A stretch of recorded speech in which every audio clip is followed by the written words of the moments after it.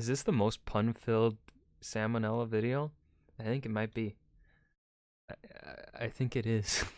Team of Hey guys, alright, today we're going to be watching Fidel Castro's Dairy Adventures. I have no fucking clue what to expect, like always, when it comes to salmonella. So I don't know if I'm about to witness a story about someone getting fucking murdered. I mean, it is Fidel Castro, so who knows, someone probably died. If they messed up his dairy adventuring. Or if we're gonna get a disturbing tale of a dude that just doesn't stop eating. What other stories have we heard from salmonella? Oh, some Russian, Kievan, Belarusian area lady burnt down an entire village of people with birds. There's that too. So, anyways, let's let's learn about the dairy adventures of Cuba's dictator Fidel Castro. You gonna start with Hey Kitties or Hey Kids?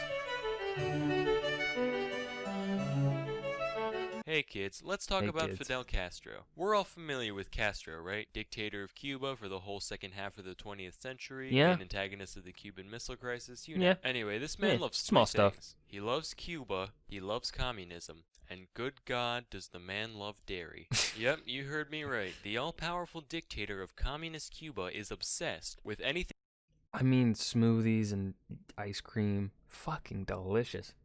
Oh, amazing. related to milk and its derivatives. I drew up a little chart here, I wish I bled milk. I wish I had an udder. Milk bonorific. Milk awesome. Milk great. Milk good. right? I call it the Leche Lovin' Ladder. At the bottom, you got dairy farmers, then you got Ross O'Donovan, then Mr. Bones, then starving babies, and then all the way up at the top here, you got Fidel Castro. Today, I'm going to share a few true stories that illustrate his preoccupation. Okay, the first one isn't really a story so much as a fact, but according to several sources, Castro was known to be able to eat 18 scoops of ice cream after a meal. That's Holy more than shit. 2 pints. If that doesn't impress you, Wait, then how go many try pints? scoops of ice cream after a meal. That's more than 2 pints. If Jesus that doesn't Christ. impress you, then go try it for yourself. Me, I can barely manage a pint and a half on an empty stomach, and Castro's doing it on top of a full meal. But it Yeah. gets better. I can't even get through a full pint on on an empty stomach. I could. Being such an ice cream connoisseur, Castro ordered the construction of an ice cream shop. But this isn't your average everyday parlor, not by a long shot. He built a straight-up ice cream complex, taking up an entire shit. city block. This was a piece of modern architecture, too, in total contrast to the surrounding slums, all for the sake of ice cream. The place is called Gotta do it. Copelia, and it's still open today. Of course, Castro's obsession went beyond just personal pleasure. Dairy was so dear to him that it often found its way into diplomatic interactions. Like one time, a French diplomat came to visit, so Castro whips out some Cuban cheese. Specifically, though, it was Camembert cheese, a variety that France is famous for. French guy was like, hey, not bad, it's almost as good as the French kind. Try it again. I think you'll find it's even better than the French. Alright, I wouldn't say that. I'm sorry, are you disrespecting my cheese? In my house? On my island? No, I mean it's good, I just said the French kind is better. Maybe if you froggy fucks bathed once in a while, you'd be able to taste the cheese instead of your own B.O. Listen, you've got your cigars, we've got our cheese, live with it. Fine. Fuck him, it's good cheese. I'm paraphrasing just a little bit, but that's basically how it went down. So I already believe it. it's obvious that dairy is of great value to Castro. Most exceptional, however, is how this value reflected in his leadership. Naturally, having an entire nation at his disposal, Castro wanted to bolster the Cuban dairy Why the udders, man?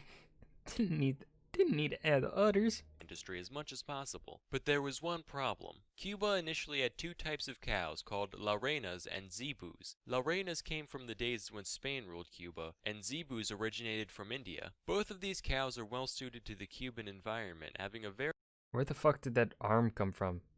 They have 4 hooves. Where'd the arm come from? Oh god, they're mutated.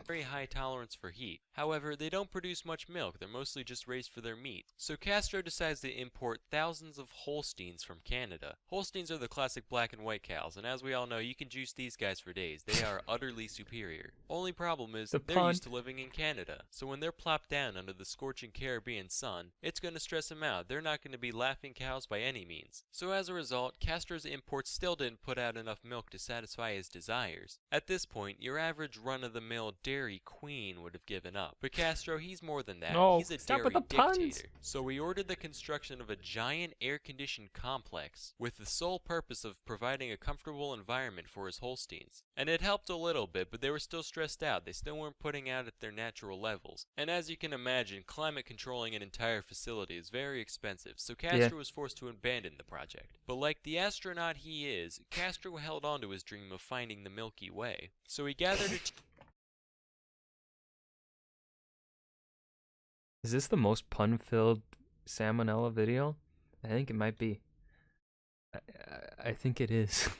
team of scientists and farmers and ordered them to breed together the Zebus and the Holsteins in order to produce a heat-resistant, lactose-pumping super cow. The breeding efforts were mostly a bust, never producing the bovine master race that Castro longed for. However, there was one exception. Under Castro's program, a single individual was born that met his expectations with flying colors. The cow was named Ubre Blanca, Spanish for white udder, and she produced world record-breaking volumes of milk, peaking at 110 liters a day. That's more than 29 entire gallons of lactation. Needless to say, Castro was absolutely euphoric at this isolated success of his. To say he went ballistic would be an understatement. He went intercontinentally ballistic. Like, India hasn't got shit on the levels of cow worship that Castro performed. Daily updates were published in the Cuban national newspaper describing Ubre Blanca's health and productivity. And when she died in 1985, Castro commissioned a giant marble statue of the cow in her honor. He also had scientists harvest tissue and egg samples for the sake of preserving her DNA. After Ubre Blanca's death, Castro's plans for the Cuban dairy industry got even more desperate and ridiculous somehow. This is based off of an actual conversation that he had with his team of scientists in 1987.